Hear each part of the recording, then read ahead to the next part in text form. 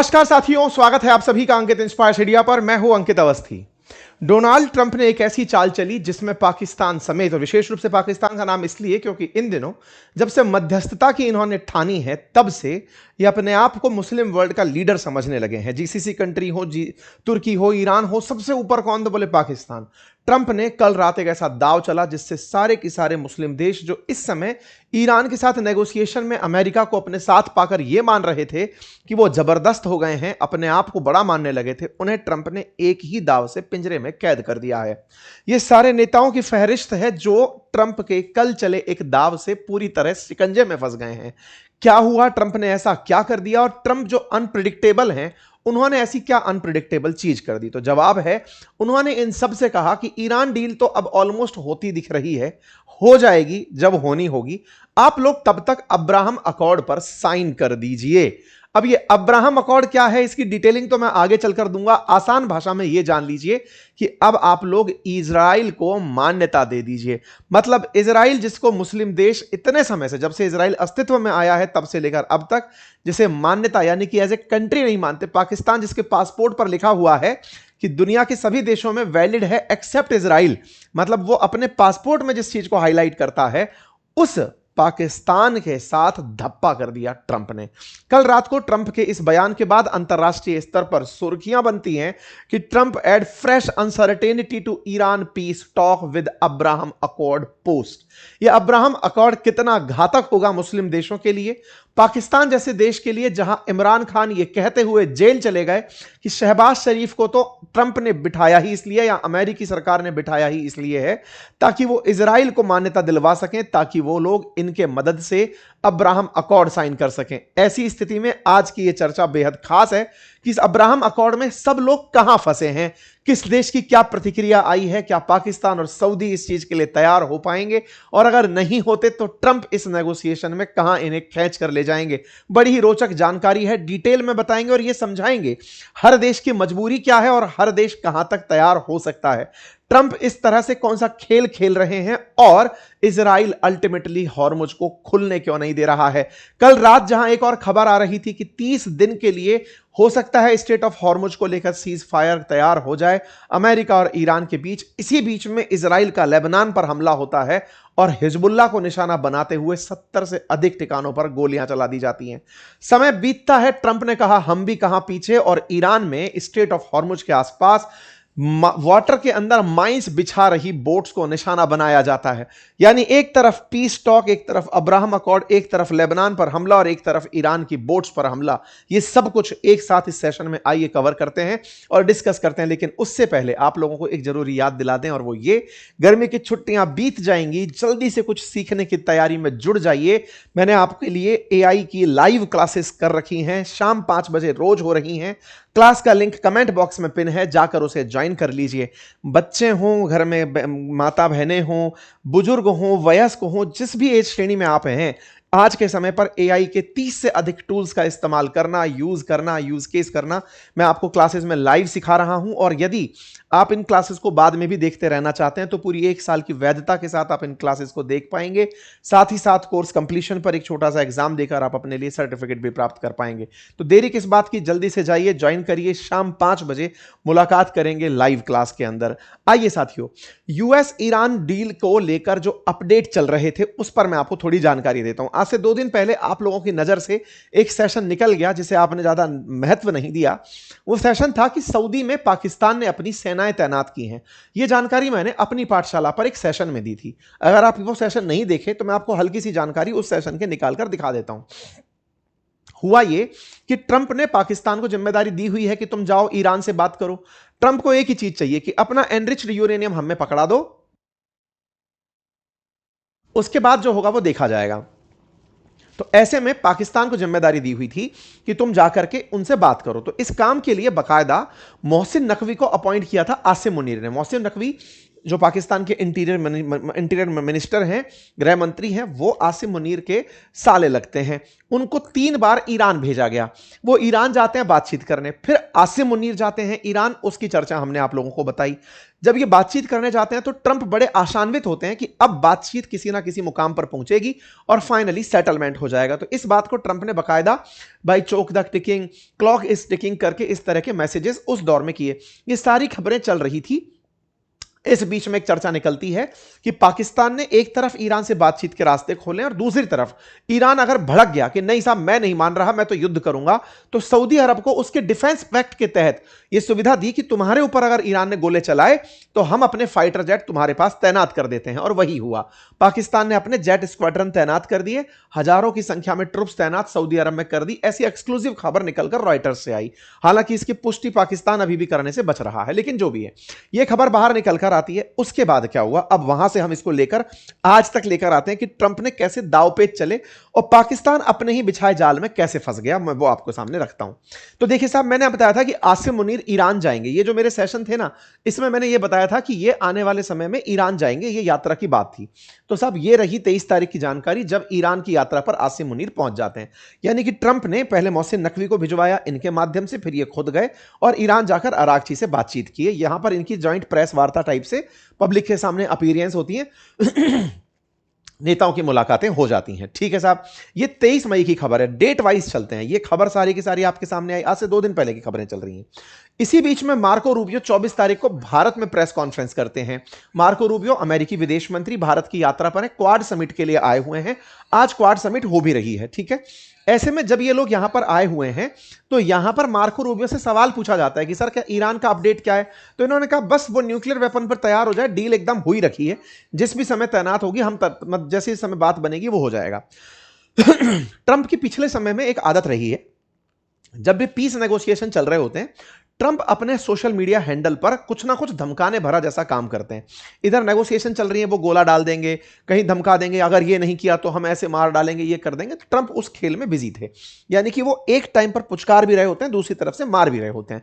इधर से पाकिस्तान बातचीत करने गया तो उधर से ट्रंप अपनी तस्वीरों के डरा डरा कर उनको डराने लग रहे हैं। खैर, इससे कई बार यह भी लगता है कि ट्रंप चाहते भी हैं कि नहीं कि डील हो, या दुनिया को दिखाते रहना चाहते हैं कि देखो मैं डील में लिप्त हूं। ऐसा खैर आने वाला समय डिकोड करेगा। एनीवे, इसके बाद खबर आती है 24 तारीख के दिन कि ईरान का एग्रीमेंट हो गया, लार्जली नेगोशिएट हो गया। ऐसा ट्रंप का कहना है कि ऑलमोस्ट बातें हो गई हैं। ट्रंप ने जिस समय यह बात कही वो तारीख 24 मई थी। 24 मई को अपने यहां पर सर्गो रूबियो आए हुए थे। जब मार्को रूबियो यहां आए हुए थे उसी समय ट्रंप का एक ट्वीट आता है कि मैंने सऊदी अरब से बात कर ली है, कतर से बात कर ली है, पाकिस्तान, इजिप्ट, बहरेन, जॉर्डन, इन सबसे बात कर ली है कि हम ईरान के साथ में जल्दी ही किसी एमओयू पर, जो कि शांति वार्ता से जुड़ा होगा, उस पर पहुंचने वाले हैं। 24 तारीख को ऑलमोस्ट ये लगने लगता है कि डील हो गई है साहब।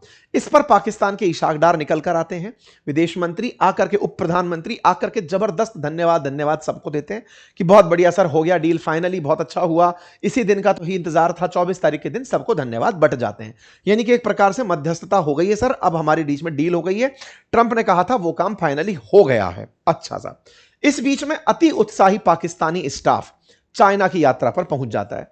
इस बीच में आपको शहबाज शरीफ, आसिम मुनीर और इशाक डार, ये तीनों की तीनों आपको नजर आ जाते हैं शी जिनपिंग से मिलते हुए। मतलब आप समय को देखें, 24 तारीख के दिन यह घटना होती है, धन्यवाद बोलते हैं, सब कुछ हो गया होता है, ट्रंप ने कह दिया होता है कि हां बढ़िया, सब पीस प्रोसेस हो गया, सब हो गया। इधर ये तीनों कबूतर उड़ करके पहुंच जाते हैं शी जिनपिंग के पास। मतलब ये शी जिनपिंग के लिए भी उतने ही विश्वस्त बनने के लिए पहुंचे जितने अमेरिका के लिए थे कि अमेरिका देखिए हमने आपके लिए डील कर दी। उधर जाकर थैंक यू उसको भी बोलने पहुंच गए, सर थैंक यू, आपके लिए हमने डील करा दी। यहां पर बाकायदा तीनों को लेकर शहबाज शरीफ पहुंचते हैं। इनके बीच में इस तरह की वार्ता होती है। इस वार्ता में आसिम मुनीर यहां पे वांग वी के साथ बातचीत करते हुए दिखाई देते हैं। ये कुछ वैसा था कि पाकिस्तान अमेरिका और चीन को एक साथ लेकर, दो अपोजिट ध्रुवों को एक साथ लेकर ईरान डील करा रहा है। लोगों का मानना था कि इस चीज को ऐसे भी समझा जाए कि क्या पता पाकिस्तान को अमेरिका नहीं कहा हो, क्या पता अमेरिका, अभी चाइना की यात्रा पर जब ट्रंप गए थे तो उस समय पाकिस्तान को ऐसे मध्यस्थ के रूप में रखा गया हो जैसे पहले भी रखा गया है निक्सन के टाइम पर, कि वैसे ही उसको इस्तेमाल किया हो कि ईरान के साथ नेगोशिएशन करा दो। ये तीनों की तीनों बढ़िया से उड़कर वहां जाते हैं, शी जिनपिंग से मुलाकात करते हैं, लगता है बढ़िया हो रहा है। ओके, ट्रंप लेकिन चाइना के साथ अपने प्रेमियों को मिलते देख नहीं पाते, रात को ही एक बम फेंक देते हैं। और वो बम क्या है उसको सुनिए साहब। यहां पर ये कहते हैं कि देखिए नेगोशिएशन तो अब ऑलमोस्ट हो ही गई है, it will only be a great deal for all of us और नो डील एट ऑल। हो नहीं हो क्या ही फर्क पड़ रहा है। लेकिन अब मैं आपके सामने एक चीज और रख रहा हूं। उस चीज में इन्होंने जिन जिन का नाम लिया उसमें लेके सऊदी अरब से तुर्की, Egypt, Jordan, Bahrain, Qatar, Saudi सबके नाम ले डाले और उन सबके नामों को लेते हुए एक लाइन में लाइन कही, और वो ये कि आप सब लोग इस दौर में जब डील साइन हो ही रही है, आप सब लोग इतने इजराइल के साथ में अब्राहम अकॉर्ड साइन कर लीजिए। साथियों, ये एक ऐसी घटना थी जो इन देशों के ऊपर बम की तरह फटी। हुआ कैसे? हुआ यह कि इन सभी देशों की, पाकिस्तान, सऊदी, कतर, यूएई, तुर्की, इजिप्ट, जॉर्डन, बहरीन, इन सब की एक मीटिंग बुलाई ट्रंप ने। उस मीटिंग में टेलीफोनिक वार्ता थी, वर्चुअल मीटिंग थी। ट्रंप सबके सामने कह रहे थे कि देखो सब लोगों ने बहुत अच्छा किया, अब सुनो सभी लोग ना एक काम और कर दो, लगे में लगा, और वो क्या है? अब्राहम अकॉर्ड पर साइन कर दो। जैसे ही ट्रंप ने यह बात बोली, अचानक सभा में सन्नाटा छा गया। ट्रंप यहीं पर रोकते हुए बोले, आप सुन लो, आप लोग सुन पा रहे हैं मुझे? आपको मेरी आवाज आ रही है? फोन डिस्कनेक्ट तो नहीं हो गया है? ट्रंप मस्करी करते हैं और इन लोगों को फिर से दिखाते हैं कि तुम्हारी कोई औकात नहीं है, मैं तुम्हें यूज कर रहा हूं, तुम्हें दिख क्यों नहीं रहा है। अल्टीमेटली ट्रंप ने एक बम फोड़ा कि अब्राहम अकॉर्ड पर साइन कर दीजिए। यह बात जैसे ही निकलकर आई, उस वर्चुअल मीटिंग में शांति छा गई। ट्रंप कहते हैं कि इस दौर में देखो, यूएई ने, बहरीन ने, कजाकिस्तान ने, मोरक्को ने, सूडान ने, इन्होंने अब्राहम अकॉर्ड, ये मुस्लिम देश हैं, इन्होंने अब्राहम अकॉर्ड साइन किया और देखो वॉर टाइम में भी ये फ्लरिश कर रहे हैं, इनके ऊपर कोई दिक्कत नहीं है, ये तेजी से आगे बढ़ रहे हैं, तुम लोग भी साइन कर लो। अब ये अब्राहम अकॉर्ड क्या है? असल में इजराइल को मान्यता दिलाने का ट्रंप का तरीका। असल में क्या है, मुस्लिम देशों ने फिलिस्तीन के चलते इजराइल को मान्यता देने से इनकार किया हुआ है। उनका कहना है कि जब तक फिलिस्तीन को, जैसे ईरान का कहना है कि फिलिस्तीन ही हो, इजराइल हो ही ना। बाकी देशों का कहना है कि टू स्टेट हो, यानी कि फिलिस्तीन की भी एक डिफाइंड एरिया हो, उसके लेजिस्लेचर हो, उसका पूरी जगह सुनिश्चित हो, इजराइल फिलिस्तीन के बीच के जो रिफ्ट है वो खत्म हो, तब जाकर हम इजराइल को कोई देश मानेंगे। इस तरह की चीजें अपने आप में हैं। ट्रंप का कहना है कि नहीं, फिलिस्तीन का मसला होता रहेगा, वो मेरा इशू नहीं है, इजराइल को मान्यता दो, उसके साथ में बढ़िया से रिश्ते सामान्य करो, व्यापार करो, पर्यटन बढ़ाओ, तकनीकी एक्सचेंज करो, डिफेंस इक्विपमेंट लेकर आओ, पूरी तरह शांति बनाओ, तब जाकर काम बनेगा। तो सब कुल मिलाकर के ट्रंप ने इन देशों को वहां ले जाकर खड़ा कर दिया, जो कि इन लोगों के लिए बिल्कुल ऐसा था कि इनसे यह कहा जाता है कि जैसे किसी चीज को बोलते हैं कि यह हराम है करना, तो इनके लिए वो हराम काम कराने की मजबूरी दे दी कि तुम्हें यह करना होगा अगर तुम्हें शांति वार्ता में शामिल होना है। ऑलरेडी 5 मुस्लिम देश, सूडान का अभी चल रहा है कंफर्मेशन, लेकिन 4 तो UAE, Bahrain, Morocco, Kazakhstan already Abraham accord में साइन कर चुके हैं। ये पिछली बार जब ट्रंप का शासन था उसी समय पर यह साइनिंग हो चुकी थी। ये उस समय की कुछ तस्वीरें हैं जिस समय पर यह हुआ था, और इसी के चलते इस बार जब ईरान का जंग हुआ मिडिल ईस्ट अमेरिका के साथ, उस समय पर ईरान ने सबसे ज्यादा निशाना यूएई को बनाया था, और इसी के चलते यूएई की सुरक्षा में इजराइल ने अपना आयरन डोम, आयरन बीम सब भेजा था। इस बीच में नेतन्याहू खुद भी यूएई चलकर आए थे, इजरायली सेना यूएई में मौजूद रही थी इजराइल यूएई की सुरक्षा करने के लिए। ईरान ने इसीलिए यूएई को निशाना बनाया था कि तुम अब्राहम अकॉर्ड कर चुके हो तो तुम्हें भी हम बराबर पार्टी मानेंगे। ट्रंप ने इन सबको पार्टी बनने के लिए कह दिया कि देखो ये सब लोग पहले ही हो चुके थे, अब तुम भी हो जाओ, इजराइल के साथ रिश्ते सामान्य करो। जैसे ही घटना हुई, मीटिंग में पूरी तरह चुप्पी सा गई। इस बीच में ट्रंप ने एक और लाइन बोल दी, मैं चाहूंगा कि ईरान भी अब्राहम अकॉर्ड पर साइन करे। अगर वो ऐसा करता है तो ये ग्रेट काम होगा। जो ईरान पूरी जिंदगी अपनी इस पहचान को बनाने में निकल गया कि वो इजराइल को मिटाना चाहता है, डेथ टू इजराइल चाहता है, उस ईरान को इन्होंने ऑफर दे करके अपने आप में उन सभी देशों के साथ एक बड़ा मजाक कर लिया। वर्तमान की स्थिति अगर मैं बताऊं तो ग्लोब में अगर मुस्लिम देशों की बात की जाए तो तुर्की पहले से ही, अब्राहम समझौते के पहले से ही इसे मान्यता दे चुका था। मिस्र ने भी एक बार मान्यता दे दी थी, मान्यता दी 1979 में, तुरंत 1 साल 2 साल बाद इनके राष्ट्रपति की हत्या हो गई, बाद में मान्यता वापस लेनी पड़ी। लोगों में इतनी नफरत इजराइल के प्रति इनके लोगों के अंदर थी, इस चक्कर में ही सब हुआ। खैर, अब मैं एक एक करके इन देशों की प्रतिक्रिया बताता हूं जिन्हें ट्रंप ने लपेटा। सबसे पहले वो देखो कबूतर दिखाने वाले प्रिंस को, जो ट्रंप हैं, उन्होंने इनके साथ जो धोखा किया। देखिए सऊदी प्रिंस की ना पूरे मुस्लिम जगत में बहुत इज्जत है। क्यों है? क्योंकि मक्का मदीना के ये कस्टोडियन समझे जाते हैं कि भाई यह सऊदी अरब में है, और मुस्लिम जब अपनी पूरे जीवन काल के अंदर मक्का मदीना जाते हैं, हज यात्रा पर जाते हैं, तो सऊदी अरब जाते हैं, और सऊदी अरब उस पूरी चीज को फैसिलिटेट करता है, तो मुस्लिम वर्ल्ड में उनकी एक रेस्पेक्ट है। ऐसे में सऊदी क्राउन प्रिंस ट्रंप के बहुत तगड़े मित्र हैं, लेकिन सऊदी क्राउन प्रिंस के जो फादर हैं वो इस मामले में बिल्कुल रिजिड हैं। उनकी रेड लाइन है कि फिलिस्तीन की मान्यता के बिना इजराइल से कोई बात नहीं होगी, फिलिस्तीन के बारे में बात होगी तो इजराइल के बारे में बात होगी। ट्रंप ने लेकिन इनको अपने साथ बिठा रखा है। अब मजबूरी यह है कि क्राउन प्रिंस ट्रंप के साथ को छोड़ नहीं सकते, लेकिन हां भी नहीं कर सकते, घर में कैसे कलेश निपटे। इन बातों को लेकर इन्होंने सऊदी के ऊपर जो दबाव डाल दिया है कि तुम्हें यह एक्सेप्ट करना होगा। हो सकता है एक दो अटकलें हों आप लोगों की, एक दो कारण हों आप लोगों के ना करने के, उन्हें देखा जाएगा, लेकिन आपको यह एक्सेप्ट करना होगा। सोचकर देखिए कि ट्रंप के कहने के बाद सऊदी के अंदर बातचीत होना शुरू हुई और सऊदी ने तुरंत कहा कि यह काम हम नहीं कर सकते।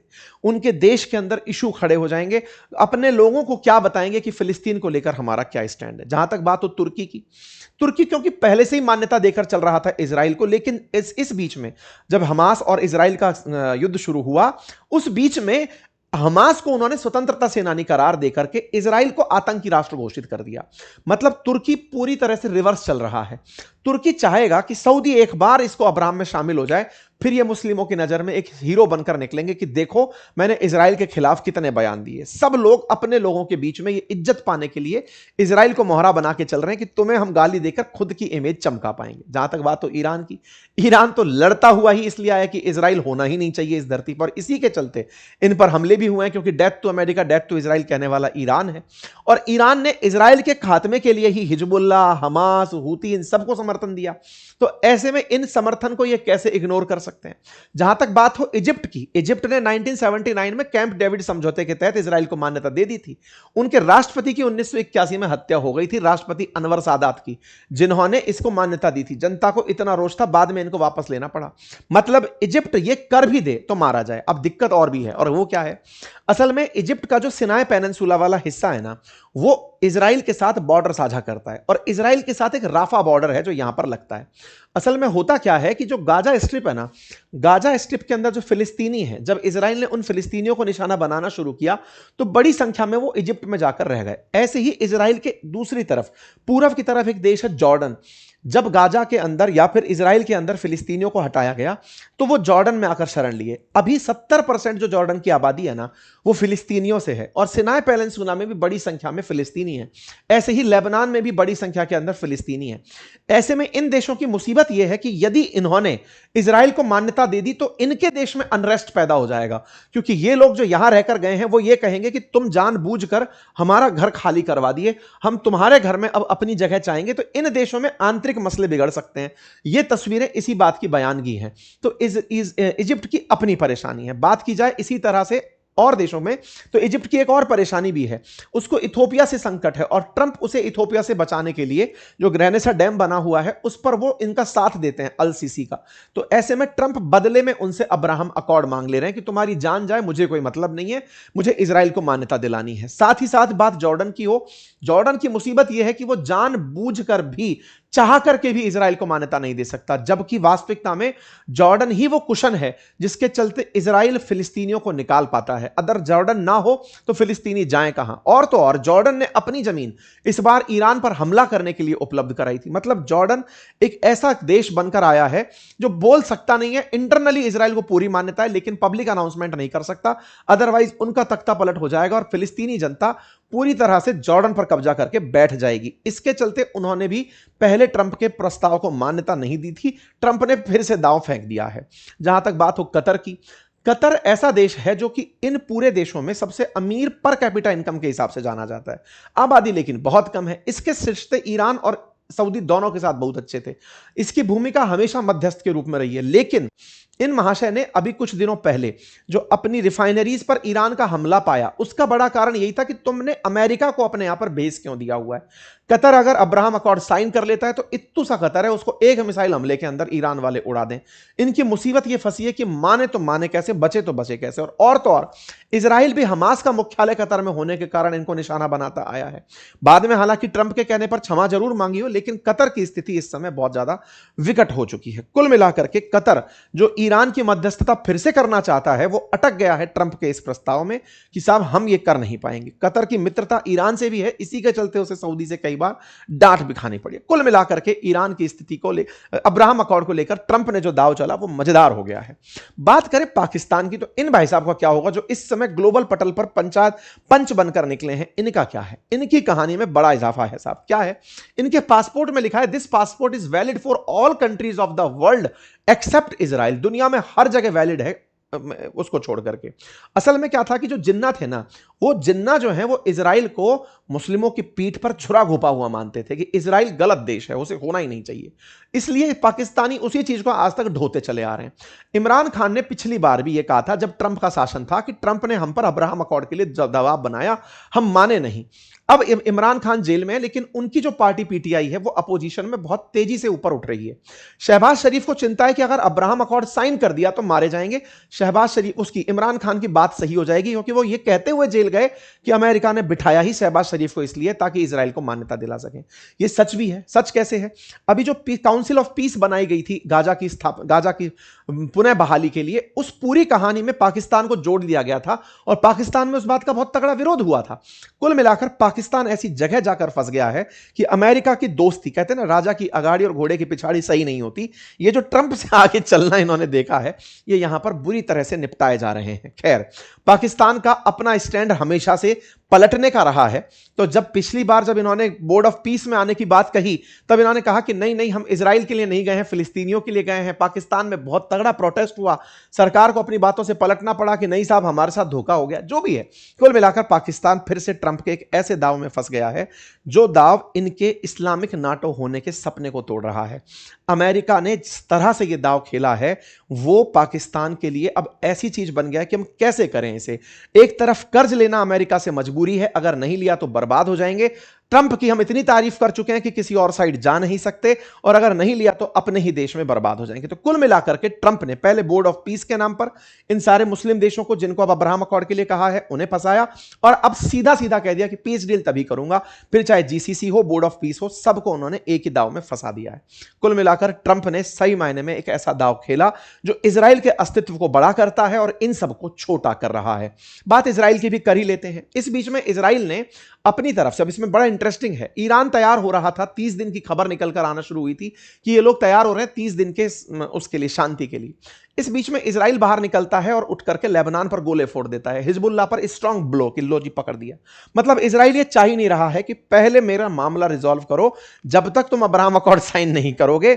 ये वैसी वाली बात है कि अब तक हॉस्टेज ईरान ने बना रखा है दुनिया को, अब मैं बनाऊंगा। तो साहब इजराइल ने अपनी तरफ से काम कर दिया। अमेरिका क्या बोला? कुछ नहीं बोला। अमेरिका ने अपनी तरफ से इस दौर में जब शांति वार्ता चल रही थी तो ईरान की कुछ बोट्स लैंडमाइन बिछाने लगी हुई थी, उन लैंडमाइंस को जाकर के इजराइल ने फोड़ दिया और अमेरिका ने फोड़ दिया कि लो जी ईरान के साथ एक मतलब छिटपुट, कहते हैं ठंड में थोड़ी बहुत क्रॉस फायरिंग हुई है, हमारी शांति वार्ता खत्म नहीं हुई है। कल रात को खबरें आ रही थी कि ईरान पर बम धमाके हो रहे हैं। असल में उन बोट्स को निशाना बना रही थी अमेरिकी सेना, क्योंकि कई बोट्स ईरान की ऐसी छोटी छोटी सी निकल कर आ गई थी जो कि अमेरिकी जहाजों के आसपास माइंस बिछा रही थी कि बेटा तुम निकलोगे तो ये फट जाएगा। तो कुछ इस तरह की छिटपुट घटनाएं देखने को मिली। कुल मिलाकर ये जो भी चल रहा है, ट्रंप को इसमें बड़ा मजा आ रहा है। अब आप लोग इसे कैसे देखते हैं जरूर कमेंट बॉक्स में बताइए। चैनल पर नए हैं तो सब्सक्राइब कर लीजिए। और हां, आज हमने एक बढ़िया पैनल डिस्कशन रखा है, थोड़ी ही देर में वो भी आपके सामने आएगा, जिसमें हमने यूपीएससी का जो हाल ही में पेपर रहा उसको लेकर के यूपीएससी के जो एडुकेटर्स हैं, जो उसके जानकार हैं, मेंबर्स हैं, उनके साथ एक चर्चा रखी है। अगर वो चर्चा आप तक आती है तो जरूर उसे समय निकाल कर देखिएगा। फिलहाल के लिए इतना ही, अपना ख्याल रखें और बाकी गर्मी की छुट्टियों में अपने लिए कुछ नया सीखें। आइए शुरू करते हैं एआई की लाइव क्लास, जिसका लिंक है कमेंट बॉक्स में पिन। जाइए उसे ज्वाइन करिए, पूरी 1 साल की वैधता के साथ एनरोल कर जाइए। धन्यवाद।